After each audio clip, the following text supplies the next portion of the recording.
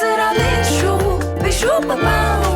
O palavrão é o quê? Ai, será bicho, bicho-papão? Palavra grande é palavrão.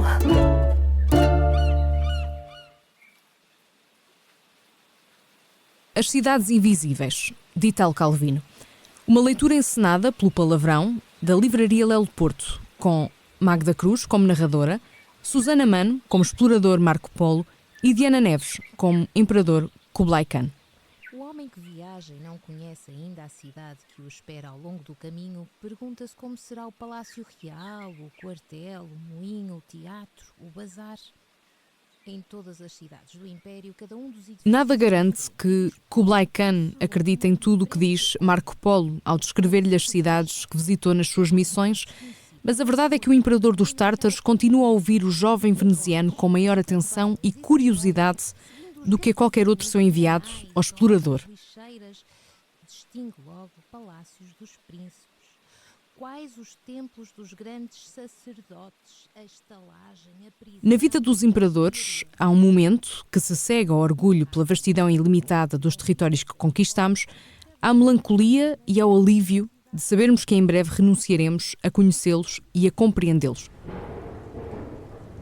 Um sentimento como que de vazio que nos assalta uma noite com o cheiro dos elefantes, depois de chover e da cinza de sândalo que arrefece nas braseiras. Uma vertigem que faz tremer os rios e as montanhas, historiados na exuberante garupa dos planisférios, que enrola uns nos outros os despachos que nos anunciam a derrocada dos últimos exércitos inimigos de derrota em derrota, e tira o lacre dos selos de reis de que nunca se ouviu falar e que imploram a proteção dos nossos exércitos que avançam em troca de tributos anuais em metais preciosos, peles curtidas e cascas de tartaruga. É um momento desesperado em que se descobre que este império, que nos parecer a soma de todas as maravilhas, é uma ruína sem pés nem cabeça, que a sua corrupção está demasiado gangrenada para que baste o nosso cetro para a remediar, que o triunfo sobre os soberanos adversários nos fez herdeiros da sua longa ruína. Só nos relatos de Marco Polo conseguia Kublai Khan discernir, atrás das muralhas e das torres destinadas a ruir, a filigrana de um desenho tão fino que escapasse ao roer das térmitas.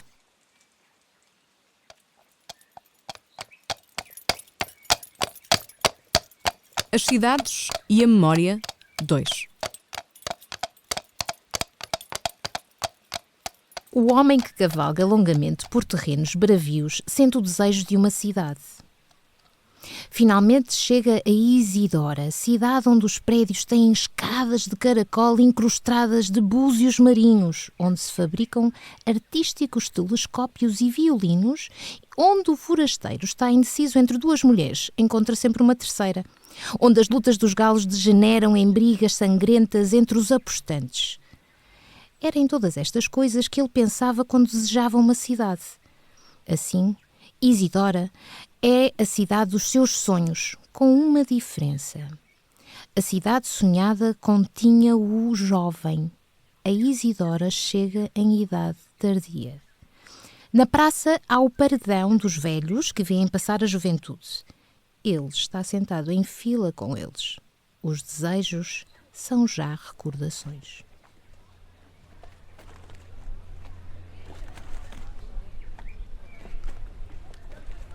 As Cidades e a Memória 3. Inutilmente, magnânimo Kublai, tentarei descrever-te a cidade de Zaira de altos bastiões. Poderia dizer-te que quantos degraus são as ruas em escadinhas, como são as aberturas dos arcos, dos pórticos, de quantas lâminas de zinco são cobertos os telhados. Mas já sei que seria o mesmo que não te dizer nada. Não é disto que é feita a cidade, mas sim das relações entre as medidas do seu espaço e os acontecimentos do seu passado. A distância a que está do solo um lampião e os pés a balançar de um usurpador enforcado. O fio estendido do lampião à volta da frente e os arcos que enfeitam o percurso do cortejo nupcial da rainha. A altura daquela varanda e o salto do adúltero que a galgava de madrugada. A inclinação de uma goteira e o pulo de um gato que entra pela janela. a linha de tiro do navio bombardeiro que apareceu de repente por detrás do cabo e a bomba que destrói a goteira. Os puxões das redes dos pescadores e os 3 velhos que, sentados no cais a remendar as redes, contam uns aos outros pela 100ª vez a história do navio bombardeiro do usurpador, de quem se diz que ele era filho ilegítimo da rainha, abandonada à nascença ali no cais. É desta onda que reflui das memórias que a cidade se embebe como uma esponja e se dilata. Uma descrição de Zaira, tal como é hoje, deveria conter todo o passado de Zaira. Mas a cidade não conta o seu passado. Contém-no como as linhas da mão, escrito nas esquinas das ruas, nas grades das janelas, nos corrimões das escadas, nas antenas dos para-raios, nos postes das bandeiras, cada segmento marcado por sua vez de arranhões, riscos, cortes e entalhos. Enviados para inspecionar as remotas províncias, os emissários e os cobradores de impostos do Grão-Khan regressavam pontualmente ao Palácio Real de Kheimen-Phu e aos jardins de magnólias a cuja sombra passeava Kublai, ouvindo os seus longos relatórios. Os embaixadores eram persas, arménios, sírios, coptas, turcómanos. O imperador é o que é estrangeiro para cada um dos seus súbditos e só através de olhos e ouvidos estrangeiros o império podia manifestar a sua existência a Kublai. Em línguas incompreensíveis ao Khan, os emissários davam notícias entendidas em línguas para eles incompreensíveis. Desta opaca espessura sonora emergiam os valores cobrados pelo fisco imperial, os nomes e os patronímicos dos funcionários depostos e decapitados, as dimensões dos canais de irrigação que os magros rios nutriam em tempos de seca. Mas, quando era o jovem veneziano a fazer o seu relatório, estabelecia-se uma comunicação diferente entre ele e o imperador. Recém-chegado e ignorando completamente as línguas do Levante, Marco Polo não podia exprimir-se de outro modo que não fosse com gestos, saltos, gritos de espanto e de horror, latidos ou berros de animais, ou com objetos que ia extraindo dos seus alforjes, penas de avestruz, zarabatanas, quartos, e dispondo à sua frente como peças de xadrez. De retorno das missões a que o enviava Kublai, o engenhoso estrangeiro improvisava pantominas que o soberano tinha de interpretar. Uma cidade era designada pelo salto de um peixe que escapava ao bico do albatroz para cair numa rede, outra cidade por um homem nu que atravessava o fogo sem se queimar, uma terceira por uma caveira que apertava entre os dentes verdes de bolor uma pérola cândida e redonda. O Grão-Khan decifrava os sinais, mas permanecia incerto o nexo entre estes e os lugares visitados. Nunca sabia se Marco pretendia representar uma aventura que lhe acontecera numa viagem, uma façanha do fundador da cidade, a profecia de um astrólogo, um enigma ou uma charada para indicar um nome. Porém, evidente ou obscuro que fosse, tudo o que Marco mostrava tinha o poder dos símbolos, que depois de vistos não se podem esquecer nem confundir. Na mente do Khan, o império refletia-se num deserto de dados caducos e intercambiáveis como grãos de areia, de que emergiam para cada cidade ou província as figuras evocadas pelos logogrifos do veneziano. Com o passar das estações e das embaixadas, Marco ganhou prática da língua tártara e de muitos idiomas de nações e dialetos de tribos. Os seus relatos eram agora os mais precisos e minuciosos que o Grão-Khan podia desejar. E não havia questão ou curiosidade a que não respondessem. Porém, todas as notícias sobre um lugar faziam vir à mente do imperador o primeiro gesto ou objeto com que o lugar havia sido designado por Marco. O novo dado recebia sentido a partir daquele símbolo e, ao mesmo tempo, acrescentava ao símbolo outro sentido. Talvez o império, pensou Kublai, não seja mais do que um zodíaco de fantasmas da mente. No dia em que conhecer todos os símbolos, Perguntou a Marco. conseguirei possuir o meu império finalmente? E o veneziano? Sire, não acredites nisso. Nesse dia serás tu mesmo símbolo entre os símbolos.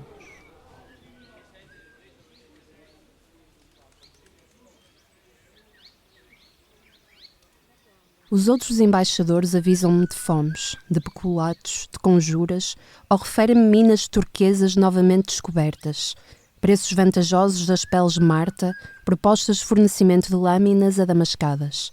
E tu? Perguntou Apolo, o grande Khan. Voltas de países igualmente remotos e tudo o que sabes dizer-me são os pensamentos que vêm à ideia de quem apanha fresco à tardinha sentada à soleira da porta. Então para que te serve tanto viajar? Anoitece, estamos sentados na escadaria do teu palácio, sopra um vento suave. Respondeu Marco Polo. Qualquer país que as minhas palavras evoquem à tua volta, vê-lo-ás de um observatório situado como o teu. Mesmo que no lugar do palácio esteja uma aldeia de palafitas e que a brisa traga o odor de um estuário lodoso. O meu olhar é o de quem está absorto e medita, admito. Mas o teu? Tu atravessas arquipélagos, tundras, cadeias de montanhas. Mais valeria que não saísses daqui. O veneziano sabia que quando Kublai começava a contradizê-lo, era para seguir melhor a linha de um seu raciocínio e que as suas respostas e objeções tomavam lugar num discurso que já se desenrolava por sua própria conta, na cabeça do Gran Khan. Ou seja, entre eles era indiferente que as questões e soluções fossem enunciadas em voz alta ou que cada um dos dois continuasse a ruminá-las em silêncio. De facto, estavam calados, de olhos semicerrados, estendidos em coxins, balançando em camas de rede, fumando compridos cachimbos de âmbar. Marco Polo imaginava responder, ou Kublai imaginava a sua resposta, que quanto mais se perdia em bairros desconhecidos de cidades longínquas, mais compreendia as outras cidades que tinha atravessado para chegar até lá, e voltava a percorrer as etapas das suas viagens e aprendia a conhecer o porto de que havia zarpado e os lugares familiares da sua juventude, e os arredores da casa e uma praceta de Veneza onde corria em criança. Nesta altura, Kublai Khan interrompia-o, ou imaginava interrompê-lo, ou Marco Polo imaginava que era interrompido, com uma pergunta como: caminhas sempre de cabeça de virada para trás? Ou, o que vês está sempre nas tuas costas? ou melhor, A tua viagem só se faz no passado. tudo para que Marco Polo pudesse explicar, ou imaginar que explicava, ou ser imaginado a explicar, ou conseguir finalmente explicar a si próprio que aquilo que ele procurava era sempre o algo que estava diante de si. E mesmo que se tratasse do passado, era um passado que mudava à medida que ele avançava na sua viagem. Porque o passado do viajante muda de acordo com o itinerário realizado. Digamos, não o passado próximo, a que cada dia que passa acrescenta um dia, mas o passado mais remoto. Chegando a qualquer nova cidade, o viajante reencontra o seu passado, que já não sabia que tinha. A estranheza do que já não somos ou já não possuímos espera-nos ao caminho nos lugares estranhos e não possuídos. Marco entra numa cidade. Vê alguém numa praça viver uma vida ou um instante que poderiam ser seus. No lugar daquele homem, agora poderia estar ele, se tivesse parado no tempo muito tempo antes. Ou se muito tempo antes, numa encruzilhada, em vez de tomar uma estrada, tivesse tomado a aposta e, ao cabo de uma longa volta, viesse encontrar-se no lugar daquele homem, naquela praça. Agora, daquele seu passado verdadeiro ou hipotético, ele está excluído. Não pode parar, tem de prosseguir até outra cidade onde o espera outro seu passado, ou algo que talvez tivesse sido um seu possível futuro e agora é o presente de outro qualquer. Os futuros não realizados são apenas ramos do passado, ramos secos. Viajas para reviver o teu passado. E agora a pergunta do Khan, que também podia ser formulada assim. Viajas para achar o teu futuro. E a resposta de Marco. O algures é um espelho em negativo. O viajante reconhece o pouco que é seu, descobrindo o muito que não teve nem terá.